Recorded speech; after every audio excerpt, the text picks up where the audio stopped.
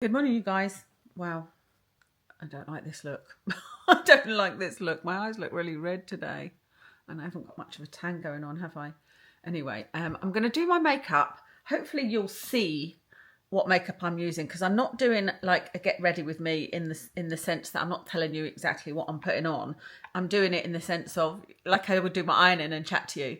But I did all my ironing because my husband's going to visit his dad today and I needed to get all of his washing and ironing done so that it was ready for him to take today. And I was watching something. What was I watching?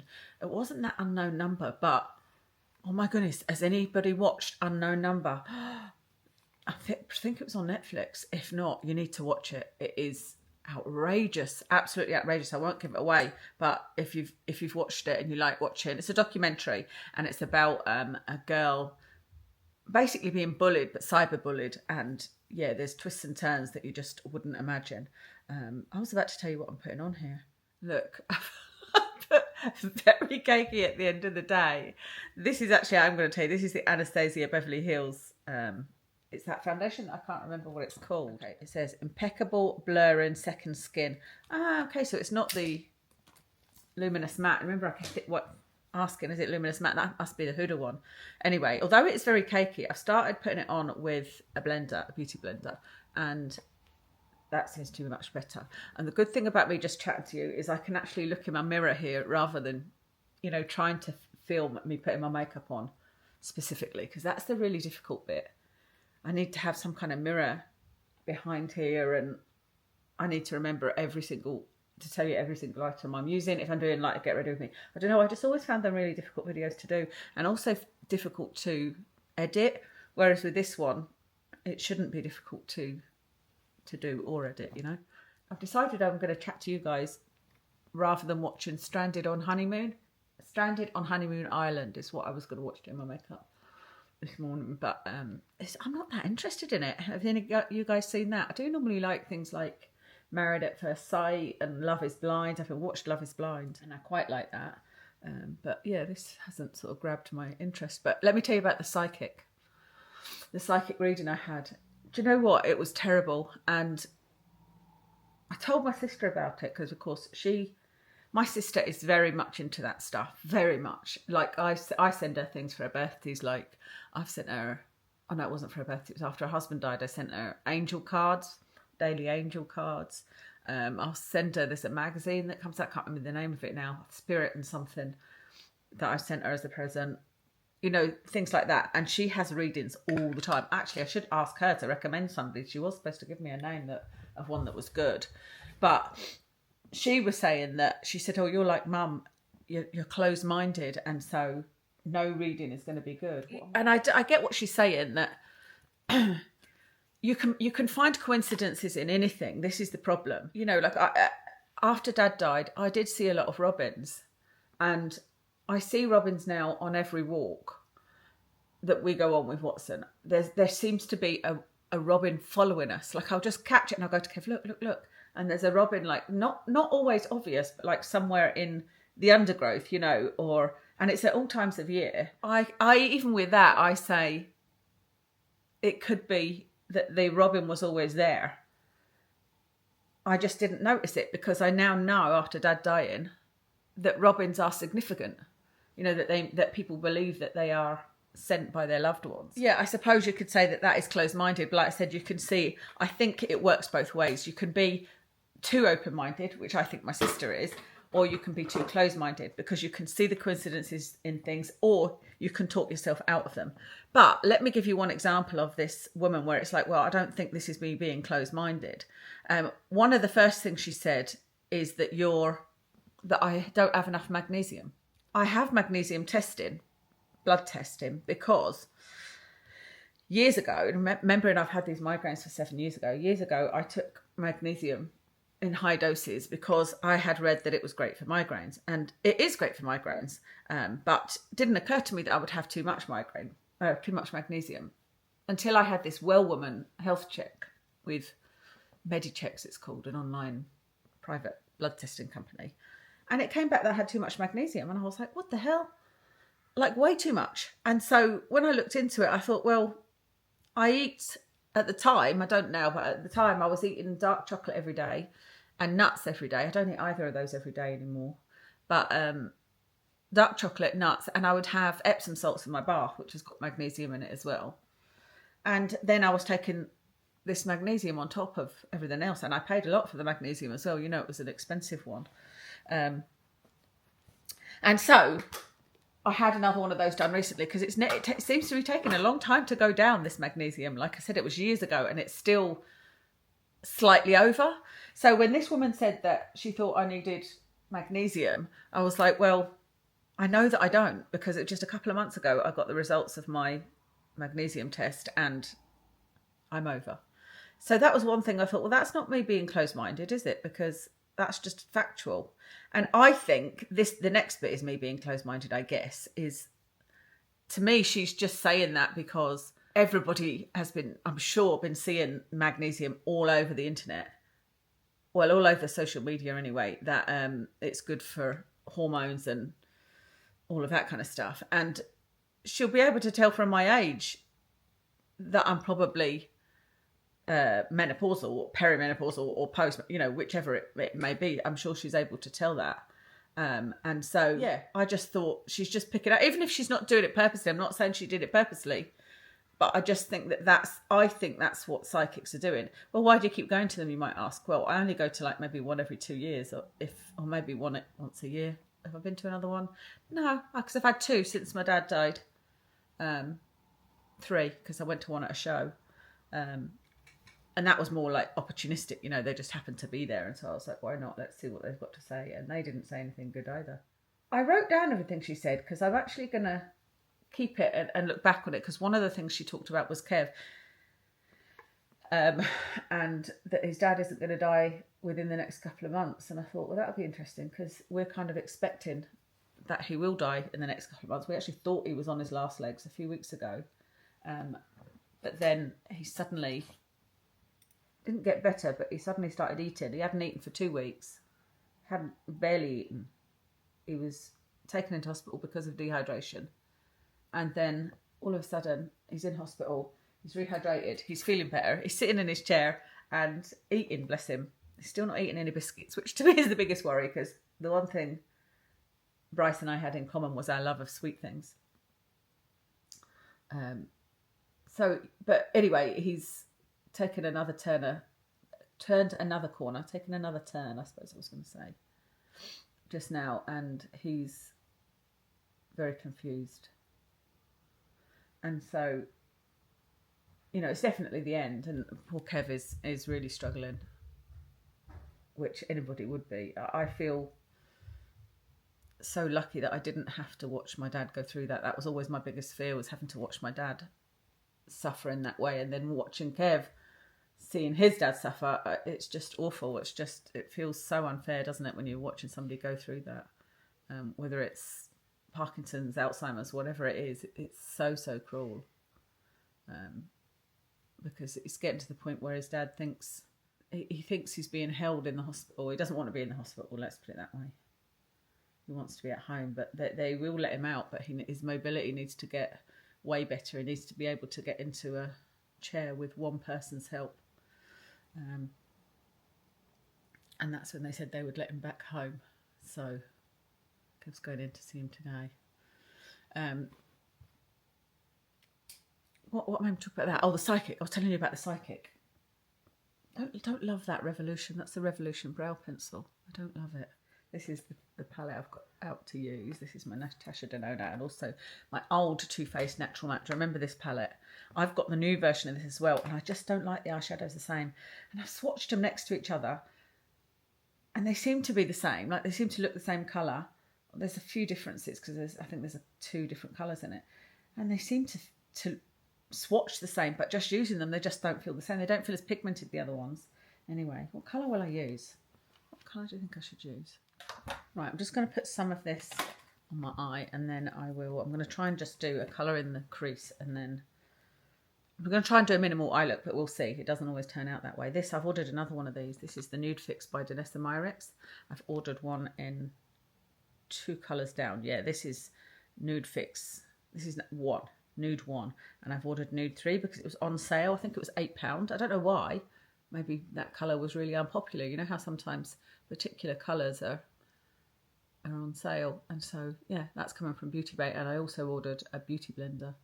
I think it's a limited edition one in pink. But because mine, I don't have any beauty blenders left. The one I'm using there is the Real Techniques, which I like. But I did really like the beauty blender as well. So I ordered that. See how that just covers up all redness? It's lovely. And that was the tiniest amount I used.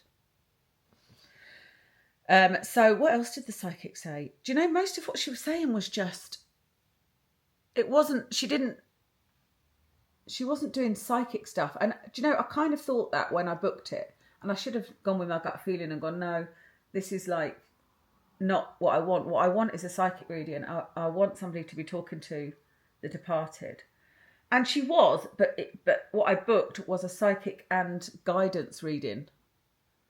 So it was almost like, but then I remember I did say to you guys that I thought that was good. I thought that a lot of these psychics had an ability to sort of tell what your emotions were and help guide you. I can see how they do it. I can totally see how they do it, because you can tell if you say, I've got a mother figure or a father figure, or then somebody with a particular name, your emotions change. You instantly, especially if it's somebody close to you and that's who you're waiting for, your eyes fill with tears, because I've been watching that Henry, what's he called? Henry? Called Henry, the psychic, the young guy, Tyler Henry, that's his name, Tyler Henry. I've been watching him live with Tyler Henry on Netflix, and I always used to think he was the best out of all of them, but actually now I'm like, I don't think he's cold reading, because he doesn't look at them, or he's not cold reading using his sight anyway, that's for sure. But yeah, I haven't even been that impressed with him. But she was more saying, oh, this is a time of reflection, and this is a time of, I feel like there's changes coming, and do you feel like you're sort of in limbo and things like that. But I think everybody feels like that at this age. Tell me if I'm wrong. Tell me if you don't feel in it. But I suppose, no, not everybody. Okay, a lot of people. Because a lot of people my age, a lot of women my age, that like their children have left school, or their children are off at university, and you've got that empty nest syndrome, and it's sort of what is your purpose, that kind of thing, So I feel like that was a bit generic, and she just wasn't really saying anything anyway. I didn't really get anything from it at all. She did tell me to cleanse my, not aura. She told me to do, what do you call it? Clearing. Is it clearing? Clearing away the negative energy. And when you go around with the sage thing and clear a space. Well, I've never ever done that. I tried once in another flat. I nearly set the flat on fire. So I haven't done it since. But I thought, you know what? Will there be any harm in doing that? I'll open all the windows so that I'm not like breathing in the smoke, And I ordered this white sage, and I thought, who knows? That might have come from, like, you can often find that superstitions have some reasoning behind it, have something behind it that is actually like, don't walk under a ladder. It's bad luck. Well, it might be bad luck because somebody walked under a ladder and got paint spilled on them, something like that. And so I was like, you never know, there might be something in it. There might be something in the sage that does something. I don't know. So I thought it's worth doing. And I quite like the smell of it. So I got this white sage and went round the house, sage and everything. Which was kind of fun, and that was pretty much it. I don't know if that's done anything. Certainly my head hasn't got any better, because that was my intention. You have to set an intention when you do this clearing, and it was basically clearing it of any unwellness and bringing in good health. My intention was to have good head health, and that's not been the case. My head has been so bad. So that's the psychic reading. Tomorrow I'm going to get some Botox, which I'm really excited about, because this eye is, can you see? It almost look like I'm at an angle. This eyebrow is definitely lower. And so that will hold it up, hopefully, a little bit. I mean, the nurse that I usually go to is not there. Story of my life. Can never get the same hairdresser, can never get the same nurse. I feel like that's got worse over the last few years. It used to be that you had the same hairdresser for years and years and years. Or the same, like I had the same Botox provider for quite a few years. And then since then, it's been hard to keep the same one. Every time I get somebody that I like, they're leaving. But anyway, so I'm going to this new girl tomorrow, but how bad can it be? Unless she makes my eyebrows droop, but I'll ask her where she's going to inject, and I think I'm okay enough to know where I don't want her to inject, if you know what I mean. Actually, I think I need a bit more of that white colour. It's a busy time at the moment because of Watson's limp. He's got a really bad limp, and I'm taking him to swimming. And I've also got to try and prepare for my holidays, which is next week. So we go away to Stonehaven. No, it's not next week, it's the week after. But next week is the last week to pack and prepare and everything before we go on the Monday. So we go a week on Monday to Stonehaven. And yeah, I'm looking forward to it, but it's a lot of preparation to do. You know, I have to pack for me and Watson and organise the food and plan out what we're going to eat and try and find walks locally and try and find places to eat locally and whatnot. I mean, Kev did say to me, just because I've said I was worried about how much I've got still to do, and he's like, just don't worry about it, just why don't we not take any food and we'll just figure out what to eat when we're there. And I'm like, we're going to the middle of nowhere, so I don't know, I am a planner, I'm not really that type of person. Mind you, we did do that on our last holiday in Bankery, which is not far away actually, and it did work out well. Although we did end up having pie and chips one night that we had to get from a co-op because it was the only place we could find. So I don't know about that, but anyway, I'm looking forward to the holiday. But I always look forward to the holiday actually getting there, not the planning and the run up and the packing and all of that, you know. It does mean there'll probably be no videos for a couple of weeks because we're away for a week and then Kev's off work for a week, and that's in that week. I just realised I've got to text the walker today with a schedule. I haven't decided exactly what we're doing. In that week we're going to Glasgow on the Monday because that's where I'm getting that injection. What else are we doing? We'll go on a couple of adventures with Watson if he's up to it, if his leg's up to it. And of course I need to plan them as well. I need to figure out where to go, although a lot of that is last minute because it depends on the weather, you know. Anyway, I won't be doing any work. I won't be doing any videos or anything like that. It's not work, I know it's not work, but what I mean is Kev will be off work, so we'll be doing things together. We will probably put Watson in for a walk and do something, just Kev and I. We were going to do another animal experience, you know how I like to do that, but I had a look. The one I would like to do there's a sloth experience at the zoo. But I'm sure it was like £100 or something. And I was like, oh, there's no way we can do that at the moment because Watson has cost us a fortune. And we're waiting for...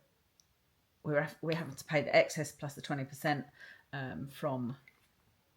Even though it's covered by insurance, all the cancer costs and whatnot. But that was a lot. That was thousands.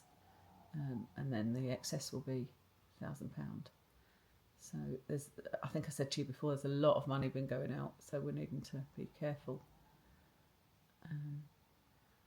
Just now, and I'm doing Sainsbury's shop at the minute, Sainsbury's online shop rather than Asda. I used to do Asda, but just the Asda one just wasn't turning up till like an hour later, and it's like that's no good. And it was going on for weeks, and it's like I'm booking it specifically so that Kev can help me because the Asda people won't bring the shopping in for you. And I can't lift those crates. And one week it turned up an hour early and I was in the bath. So to get out of the bath, the guy was actually very helpful that day, to be fair. He did bring it in for me. And I said to him, you're an hour early. And I was in the bath. I said, and I can't lift that. And so he was like, oh, I'm really sorry, I'll bring it in for you. When I've asked them before, they said, no, they're not allowed to. So that's just an excuse, isn't it? And then after that, they were an hour late, like for 3 weeks in a row. And we were like, should we try Sainsbury's? Because I buy a couple of things from Sainsbury's. And so I thought, well, that'll make more sense that I just order from Sainsbury's. And it's not that much of a difference in price with the delivery pass, you know, the monthly pass. But this week, my shopping is £100. And I was like, how is it £100? There's nothing really big on there. So I went through it and I was like comparing prices with Asda. It's not actually that different. There's only one thing I found that was really quite different, and that was flaked almonds. Flaked almonds in Sainsbury's were £3, but they were the organic ones, and I wouldn't buy the organic ones necessarily, but they didn't have the non-organic ones. But in Asda, they were... I'm doing this the wrong way around. I normally take off the clean under my eyes and then put my concealer on before I do my mascara. Because then I do my mascara while the eye cream is settling in. Oh well. £1.50 in Asda, £3 in Sainsbury's for the same amount. And I was like, that's ridiculous. So I took flaked almonds off and I'm going to buy them from Asda because I need to go to Asda today to get pork for Watson because that's the only place I can get pork loin is Asda. Pork loin slices. They do them in Sainsbury's, but they're smoked in the Polish section. And I don't want smoked ones. In my last video, I was talking about having purpose and how to be happy, what will make me happy. And a couple of you said that maybe you're already happy and fulfilled. Unfortunately, I'm not because of my head. And the thing is, I think that's really what's really hard for me is with my head is a lot of the medication I'm on has now taken it down to a level where I'm not in excruciating pain all the time. So that's something.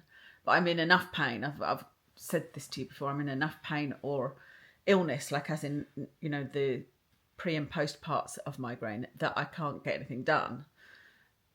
And all I can do is lie on the couch and watch TV. Well, I'm lucky that I'm able to do that. I am lucky. I'm lucky that I still have a house and all the rest of it. Because I said if I wasn't with Kev and I couldn't work, I would have to be in a housing association or something. I've been in a housing association flat before. Years before I bought my own flat. But that's not the life I want. That's never been me. That's not my personality. My personality is not to lay around. I like doing things and I like learning things. I can't say I enjoyed working, but I would enjoy working if it wasn't for somebody else.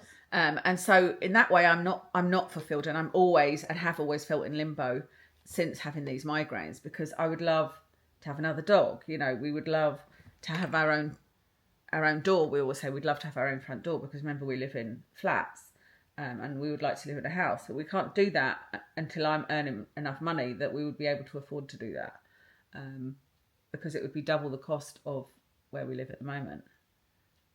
And yeah, so I would say I'm not necessarily fulfilled, but maybe that's something I need to look at, because I was thinking about that and I was like, that is the point. Maybe I need to accept this is my reality. You know, my reality is that I get migraines daily and that I have a chronic illness, and it's been this way for 7 years. So maybe I need to accept this is life and enjoy what I've got, you know, because like I said, I am very lucky and I do feel very lucky, but I also, I can't say I'm happy because of these migraines. Definitely not. You know, I even looked at, what do you call it? Dignitas. That was a little more than a year ago when it was really bad, before it suddenly started getting better on gabapentin. But I was like, I cannot live like this. And I don't. So yeah, it's a weird situation, isn't it? Because I should try and get used to it because this is my reality, but I don't want to, because I also don't want to stop being positive and hopeful that one day I'll be able to wake up and feel healthy, without having to take a tramadol. And knowing that, you know, currently I know that if I don't take a tramadol, I'm not going to have a good day. And I need to change that mentality, because I need to stay optimistic and hopeful, you know. Somebody asked me to talk about my childhood, which I think I will do, but in another video. I'll put it on the list. I'll put it on the ironing list to chat to you. But I suppose one thing is I don't remember everything about my childhood. There's a lot I do remember, a lot of traumatic stuff I remember. And I don't want to talk too much about that because I don't know if there are family members that I don't want to upset by saying stuff, you know, about their relative. But also, yeah, I simply can't remember stuff. I know that I lived with my dad. I can remember some of that when I was very young. I then know that I lived with my mum and stepdad. I can remember that. I know that I lived with my mum and with my stepmum and then back with my dad. I know that I lived with my nan for a while. I know that we were in a battered wives' home. There's, you know, I've lived in a lot of different places and I can't remember them. I don't have a timeline. My brother actually tried to get a timeline recently. But of course my dad is gone. My mum's elderly. And then some of the stuff she doesn't even know because she says, I don't know what you did, you know, between these years and these years. And some of it, we just, both of us remembered wrong. because I thought I'd always been with my brother, for example. I thought I had always lived with my brother, that no matter what happened through my life, I had been with my brother. And it turns out I wasn't, because there was apparently a year where I lived with my dad and my brother lived with my birth mum. And I was like, did not know that, do not remember that. And I was really shocked. This is literally like a couple of months ago I found this out. And I was like, what? Because my brother told me that. He was saying in a text, he was asking for this timeline because he's trying to work on, he has a lot of depression and, you know, issues with the trauma of our childhood. And he was trying to get this timeline. And I was saying to him, no, we've always been together. Because my dad used to say the one thing he wanted was that me and Andrew were always together, that we were never apart, that we had each other. And so I just assumed that was always the case. And so I was like, so I then spoke to my mum, my birth mother, and said, were we actually apart? And she said, yeah, you were apart for a year. And I was like, wow, did not know that. And it's really freaky when you find stuff out that, you know, you thought you knew. That's happened to me a few times. It happened to me with a suicide situation, which was awful as well. It was not the person that I thought was trying to commit suicide that I had found when I was very young. Anyway, so I'm happy to talk about it. But I don't know how much I can talk about it, like I said, without risking telling people things that they didn't know about their family members. Because I've got stepsisters and half sisters and half brothers, and on all different sides, you know. So it's difficult.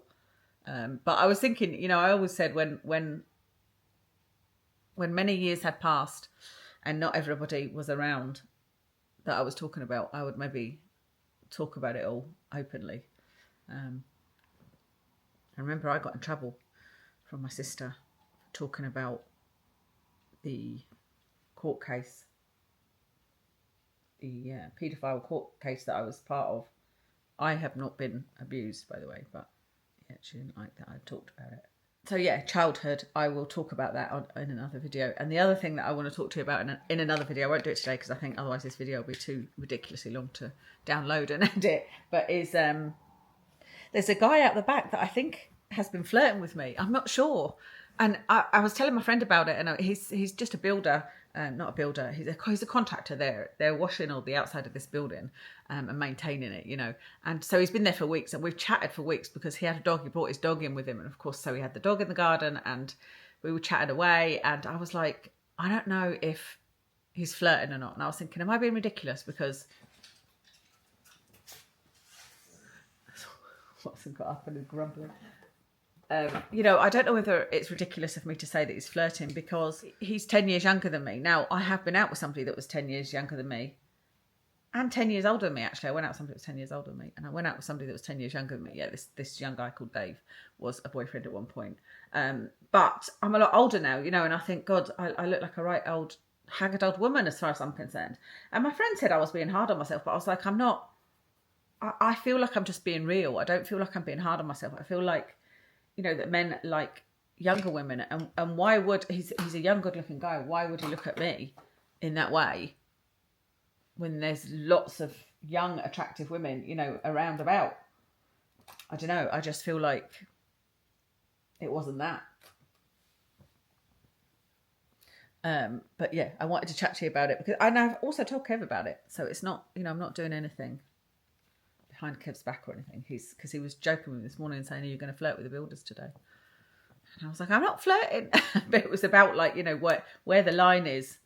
I've got this new eyeliner from Kiko, and I want to see if it lasts my waterline because it's pretty good. And I seem to be able to wear it even though I've got contact lenses in, which is really good. Because I had it on yesterday, but I forgot to check if it was still on. I just washed my makeup off in the bath.